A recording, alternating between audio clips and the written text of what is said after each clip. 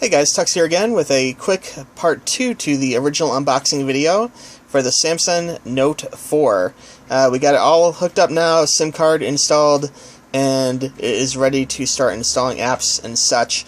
Now the actual installation of the SIM card is a piece of cake. It's the same SIM card as the Galaxy S3 and Galaxy S4, so you can just actually swap it out, no problems. I'm basically going from a Note 4, or a Galaxy 4 to a Note 4. So anyway, it was real easy to switch out. Called T-Mobile, my carrier, and they took care of the rest. And this is the actual device itself. Now it seems that it won't turn off a lot. Notice that there probably is a setting to prevent it from going into like energy saving mode. But right now it's going to want to turn off quite a bit, I've noticed. I like the wallpaper. Goes into all the usual niceties. Very standard for Samsung. Very responsive. Nice looking screen. I don't know if I can really capture it easily with this lighting in this room, but you can see has all the usual apps. And of course, like as normal with Android phones, if you have all your contacts saved to Google, they'll all auto-populate, which is really nice. For pictures, I haven't had a chance to play with the camera too much yet, but I did snap one real quick photo just for giggles to see how the camera worked, and it looks very nice. And it should pop up here. There's my little example photo, little Van Gogh. And I know that with a pen here, you should be able to draw on it. And I'm sure that's something you have to set up or click something to draw on it. And this is something I will have to learn. You can easily move things around. Now the pen itself I found was really handy for inputting data like passwords and things like that. Even though the phone's a bigger phone, it's still handy to actually be able to precisely hit certain numbers instead of kind of swirling your fingers around to try and hit it. But you can see actually the picture looks very nice. And this is an actual oil painting.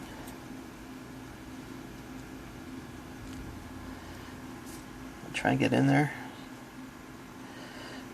The phone itself, some other impressions of it. Really like the metal frame. It has a metal frame around the outside. And that gives it a good amount of weight to it too. And again, the back feels really classy with this leathery type feel. And I don't know if this is real leather or what, but it definitely has a feel of leather, something I do like a lot. And just has real nice touch to it. And up here is a heart rate monitor. I don't know how that works yet, but I'm going to play with that a little bit later.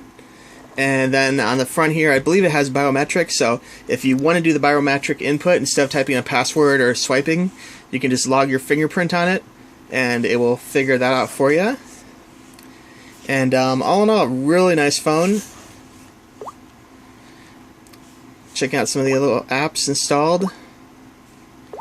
Now a lot of these apps are pretty standard amongst different Android and Apple phones, but of course there's all the usual Google stuff in it.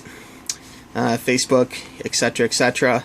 It does have this Galaxy apps, which is something new, at least I hadn't seen before. Let's see. This is like their version of the Galaxy Store for movies and such. Something I probably won't use, to be honest.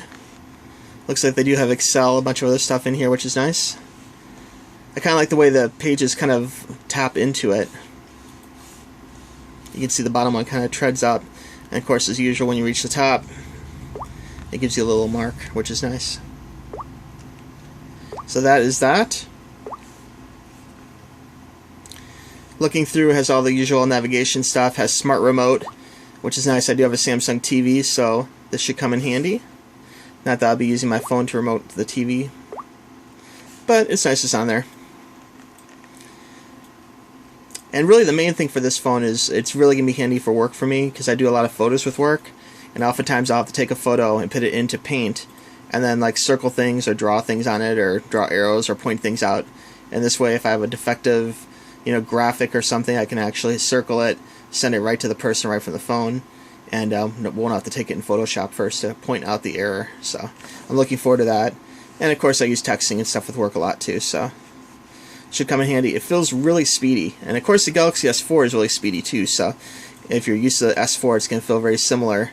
And that is, of course, nice and fast. Phone functions worked really well. I tested calling one phone from the other. Had no problems at all. I noticed the advertisement in the box for this thing called, I guess, Milk, which I guess is some kind of music app. It does give you 50 gigs in Dropbox, which is kind of handy. I have a bunch of anime in there, which is kind of like my backup anime for if I'm on vacation and I just have to listen to my favorite anime when I'm sleeping or something. I can play it. And this is kind of interesting. Looks like it has a bunch of music stuff included, which is pretty cool. In fact, it's playing right now. Yep. Of course, I don't have the buttons. 1 second. We're going to test the speaker. Well, we of course know YouTube and its rights management, and so unfortunately I'm not allowed to play the song here, but let me just say that it sounds really nice, very clear, if anything a little bit tinny, as you might suspect. This phone, unlike the HTC One, only does have one speaker, which is down here. That's probably one negative of the Samsung Note 4 and all the Samsung phones. But I'll be honest, I use Sirius satellite radio a lot on my phone, on the Galaxy S4, all the time, like at work almost every day. And it sounds really nice. I mean, I can easily enjoy music from this phone without like a boombox or headphones or anything. Even though it's just one speaker, it does project really well and it sounds nice. One other thing about this phone, which I think a lot of the haters are commenting on, is the thing that they're calling, I guess it's like rim gate or something, that along the edge of the glass there's a really teeny little rim that apparently you can put like a post-it note into. Feeling it, it feels pretty seamless. It just feels like steel touching glass. But that is something to consider. If it's a big deal to you, then maybe you might want to check it out in a store before you buy it. But personally, I have no hang up with it. It feels classy. It feels strong, good amount of weight to it, and the glass always is excellent on the Samsung phones. It uses a Gorilla Glass, so definitely a plus. But anyway, if you have any questions about this phone, please feel free to ask, and I will definitely try and answer as best I can. Right now, I'd say I'm really impressed for a new phone. I think the pen's going to come in handy for me. I like the screen. Looks beautiful, I mean, as Galaxies always do. So anyway, if you're on the fence of buying it, if you're about the time that you're supposed to buy a new phone, if you're wanting to upgrade, I would say this is a really good choice. And definitely before you go out and just buy an Apple, check into it. Check your options as usual. Try out both phones. Try out the Apple. Try out the Samsung, and to see which one's best for you. Okay. Anyway, thanks for watching. If you like this video, be sure and give us a thumbs up and subscribe. Okay. Thanks. More soon. Bye bye.